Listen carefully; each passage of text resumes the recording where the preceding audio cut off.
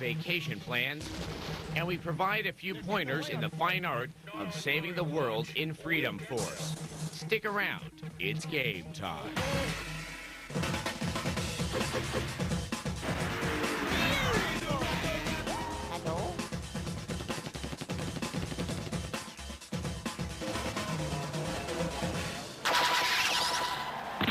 Hello and welcome to Extended Play from Comic-Con in San Diego, California.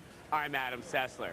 The Comic-Con is the largest event every year that celebrates comic books and comic art, and it's an ideal place to make new friends. The comic books and video games have always had a relationship, though the result has not always been that good. But the recent success of the Spider-Man game, which is a quality title, shows that things may be changing. So let's go behind the cape and check out this relationship. Video games are high-tech escapism. It's no surprise that the low-tech escapist medium of comic books found its way into the gaming world early on. The one thing that comics have in common with video games is the fact that they're both colorful and they're both very imaginative and bigger than life. The difference is the video game is able to show you so many things that you can only imagine when you read the comic book. Titles based on comics have been a constant presence in video games, though many have been less than spectacular. You couldn't be a gamer in the 16-bit era without playing a superhero or two. You can't escape! You will be the one escaping! Pizza-loving turtles battled ninjas in the street. And Sega served up Amazing Spider-Man vs. the Kingpin, one of the finest superhero games of all time, with one of the cheesiest songs of all time. In 1994, Capcom launched Comic Heroes into the gaming spotlight with the smash hit X-Men Children of the Atom. Its popularity led to a series that introduced another comic book standard to the world of video games, the crossover. X-Men vs. Street Fighter! Demand for interactive versions of spandex-clad crime fighters continues to grow. Games like X-Men Mutant Academy and Spider-Man the Movie are part of the constant expansion of comic heroes into other media. I think certain comic book characters are popular today because of the movie and TV crossovers with the video games. I think it reinforces the characters that way, and so people look for them more and like them more. Go and save the city! Is it the characters themselves that make the game, or is it something more universal? Freedom Force allows players to not only play as a hero, but create their own superhero. We shall give them the power of Energy X. My lord! Have you gone mad? That is perhaps the heart of the comic book game's appeal. The chance to be a superhero yourself. In a video game, they're not only alive, they not only move, but you can manipulate them, and you can work with them, and you can make them do what you want them to do. It's thrilling, it really is. And now for the #1 games across next-generation platforms. Yes, the game is great. Yes, the game is controversial. Yes, apparently there are still lots and lots of people who somehow do not own a copy of Grand Theft Auto 3 for the PS2. It's scary, it's not made for kids, and it comes from Nintendo, and many people like it. It's Eternal Darkness for the GameCube. It's big, it's really big, and you can spend now until Christmas playing it. Morrowind for the Xbox. Coming up on Extended Play, we audition for Britney's dance troupe. And we climb into our giant robots for some quality time with Mobile Suit Gundam, Federation vs. Zeon.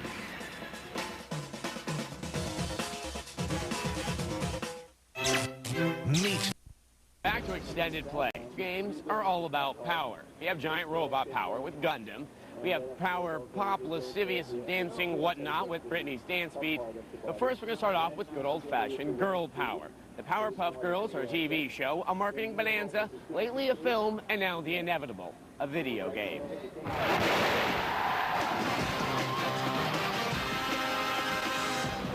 Coinciding with the release of their first movie, the Powerpuff Girls have also been making their way to consoles and handhelds this summer.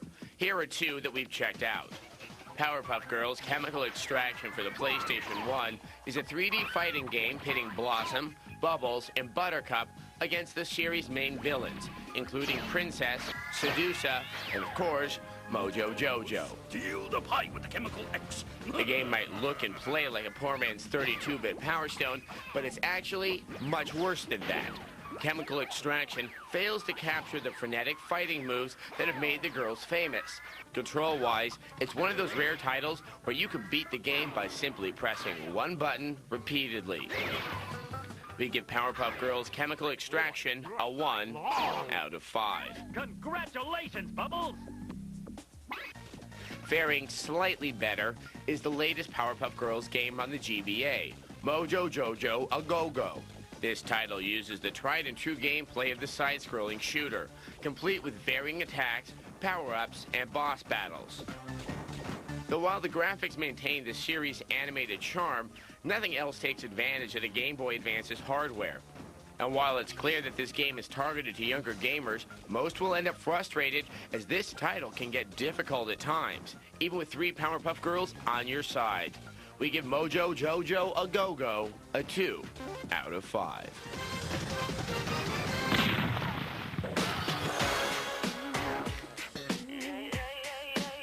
No, you're not seeing or hearing things. Britney has done it again. I think I did it again. Finding yet another merchandising outlet for her ever-expanding pop empire with Britney's Dance Beat on the PlayStation 2.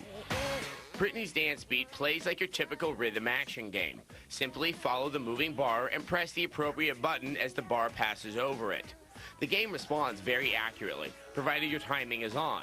Unfortunately, the gameplay is the only highlight of Britney's Dance Beat. The unlockables doesn't help the replay value much. These include behind-the-scenes footage, concert videos, and a mode where you can watch Britney dance.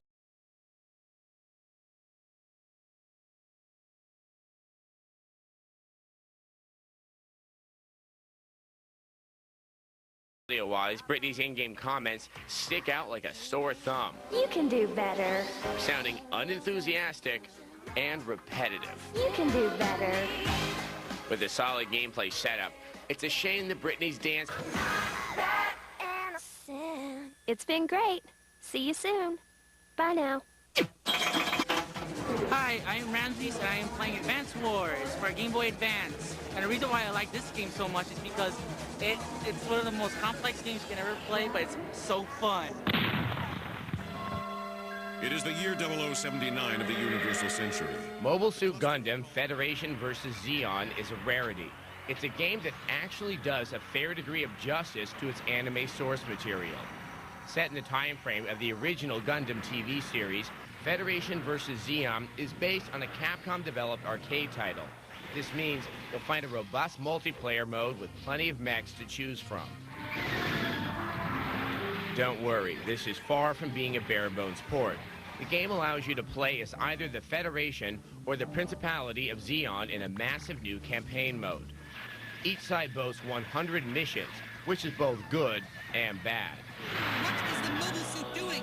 While escort missions and survival stages break up the monotony to a degree, the gameplay is primarily search and destroy. Okay, it's primarily just destroy. Blow up everything on your targeting scope, and you win. Despite the lack of variety, the gameplay is fairly smooth and intuitive, making combat an enjoyable experience. However, the total lack of camera controls means you're stuck looking at whatever you're currently targeting. Also curiously missing from the game is the defend button. I guess those shields the mobile suits carry are strictly for decoration. Despite its flaws, Federation vs. Zeon remains a solid arcade mech combat game, which should please most Gundam fans, as long as they can stomach a cheesy ballad or two. Extended Play gives Federation vs. Zeon a 3 out of 5.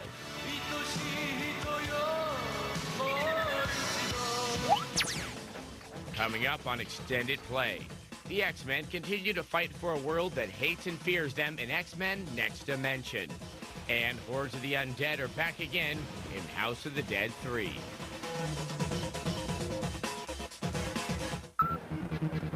Oh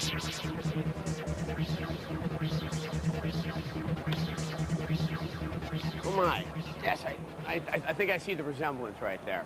Welcome back to Extended Play. Now, one of the appeals of the X-Men is that you have that many more characters that you can attempt to identify with, which is appropriate since it also gives you more characters when you're making a game about them. X-Men Next Dimension begins where the last PlayStation fighter left off, and the game is looking fab, with plenty of new graphical flourishes and gameplay bells and whistles. The game will feature a total of 24 characters from the obvious to the more obscure, and so far they look killer. Players of the first two X-Men games will find that nearly all of their favorite characters are back in action, with many of the same moves, though there are plenty of new fighting additions. The game plays like a full 3D fighter now, giving characters full 360-degree movement, and the roundup of special attacks and blocks is impressive. Taking its cue from the Dead or Alive franchise, the X-Men will fight in multi-tiered environments, so you'll be able to knock your opponent off a tall building and watch their perilous fall. Next Dimension offers 8 brand new maps, each with multiple environments, and you'll be able to break furniture with tossed mutants. Overall, the new environments and moves may make this fighter entertaining to those who aren't X-Men enthusiasts. Watch for X-Men Next Dimension this fall.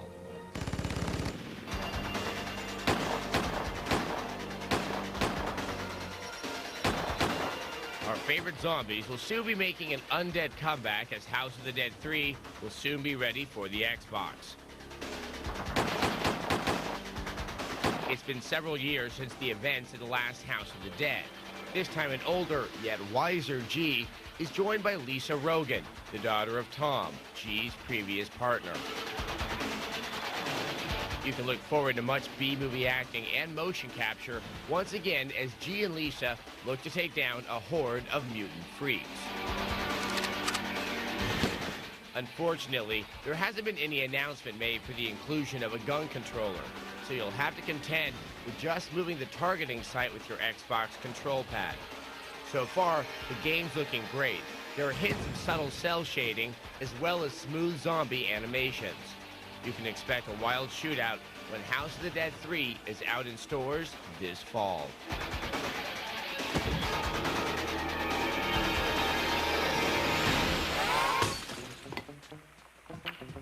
With the clever use of thievery and charm, Sucker Punch's Sly Cooper may be the next platformer set to sneak its way into your PS2 and your heart. The game tells the story of Sly Cooper, an orphan raccoon who must reclaim the book that contains his family's thieving techniques. The tome, called the Thievius Raccoonus, has been scattered by evil forces, and it's up to the sexy ringtail protagonist to use his talents to gather the book and make the world a safer place. Sly will also benefit from some helpful friends, like Bentley, the bespectacled turtle. Bentley calling Sly Cooper. Do you read me? Visually, the game is dynamite. The character models are sassy and tart. The background's vivid and detailed, and the animation smooth and subtle. This will definitely be one of the best-looking platformers coming out this year. As for gameplay, the staples are present and accounted for, whether it's item collecting or chasm jumping. What makes the maneuvering unique is the stealthy activities you'd expect from a master thief. You'll do enough sneaking, creeping, rappelling, and barrel hiding to make Solid Snake proud. Though it may seem like platformers will be a dime a dozen in the coming months, Sly Cooper and the Thievius Raccoonus is shaping up to be one of the most solid performers of 2002. Look for it this September.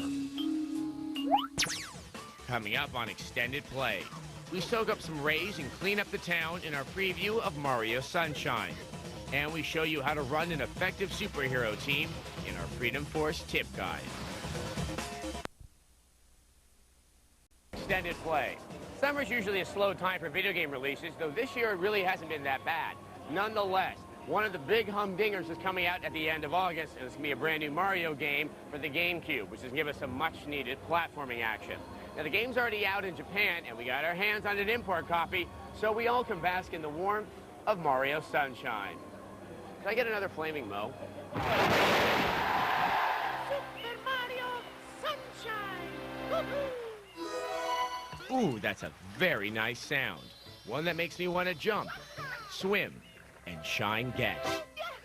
Super Mario Sunshine is unquestionably a Mario platformer, but it has a few differences. Mainly, it has a story, and it's told through cutscenes.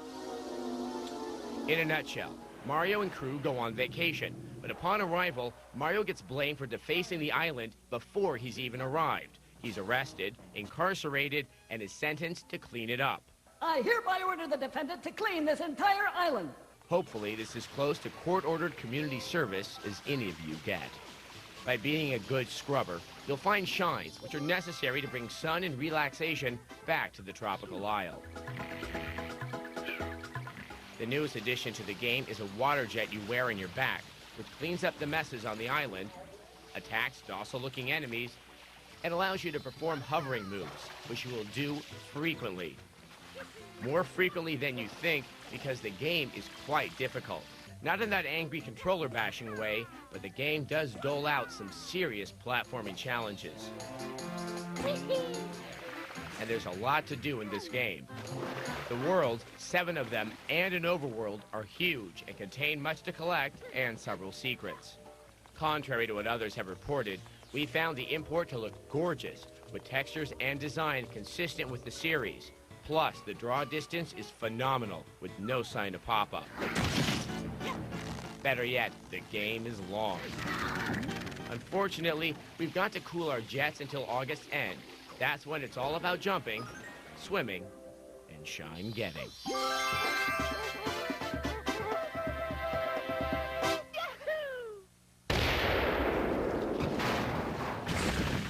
They're getting away on foot.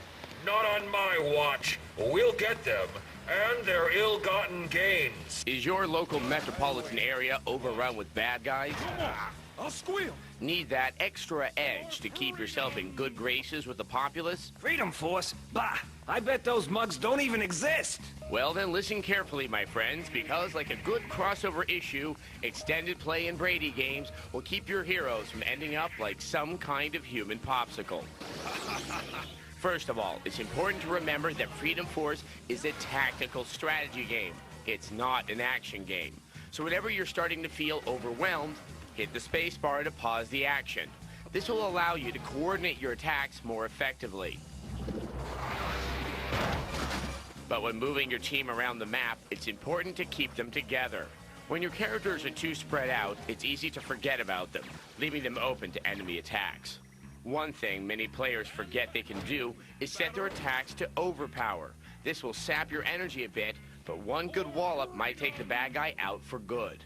To execute an overpower attack, right-click on an enemy and select your attack by right-clicking. You'll then be able to choose the power level.